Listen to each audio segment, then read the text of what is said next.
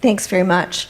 Dale has done a great job at highlighting how this plays out in the context of carbon pricing. It's an area near and dear to my heart, but I'll speak to you generally from the perspective of in the trenches energy regulation, which I'm sure you're well aware of. And in fact, I'm comforted to know that I'm across from many of you, some of whom I've cross-examined in the last week or so. So we'll touch base and follow up on some of the hardcore implications of what's going on and how this polarization that Nick spoke so eloquently of, Dale spoke so eloquently of, is playing out in the hearing room. How is it playing out in basic energy approvals and decision making? The first is in relation to the actual timelines associated with energy regulatory decisions. Not a secret that in late August we had the Trans Mountain decision. An appeal, judicial review was granted in that decision some 5 years after the application was filed. 5 years. And the outcome wasn't project denied, project approved. The outcome was, regulator, go back to the drawing board and reconsider these things that you didn't consider in the first element. First, marine transportation and the impacts on specific endangered species, and secondly, appropriately discharge your duty to consult in phase 3 with your indigenous communities. Took a long time to get to the point to say, go back and figure this out. And that has implications for investment and for associated economic growth in a country that has, as one of its fundamental sectors, energy resources that it would or would not, depending on the outcome, like to develop.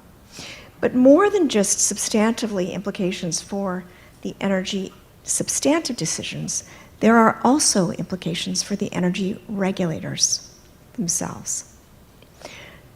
What we're seeing is polarization result in almost a culture of fear and trepidation for energy regulators. We're seeing many more decisions appealed.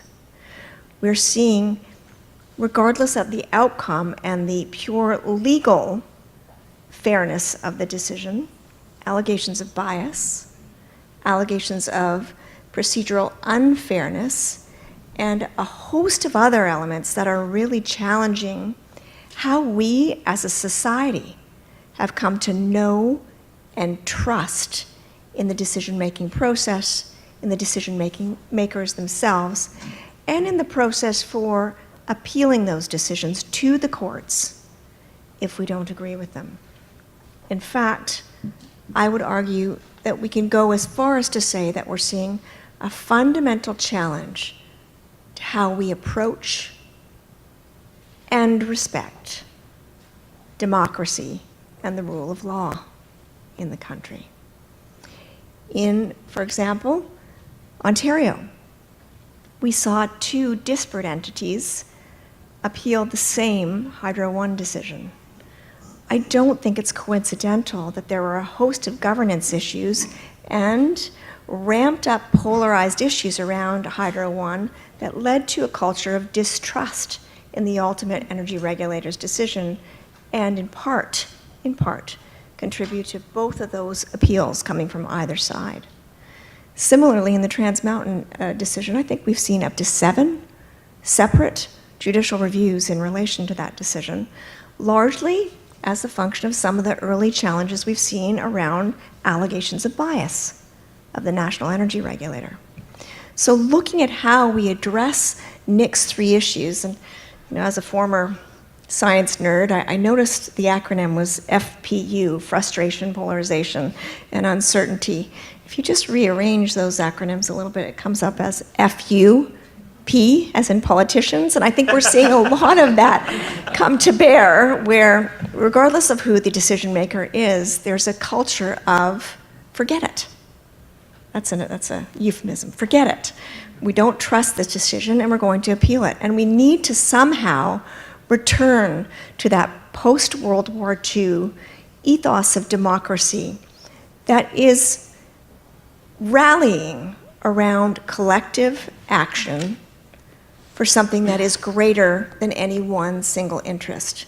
The concepts of duty, the concepts of honor, the true trust in the rule of law need to come back to bear into our energy decision-making, into our broader public confidence.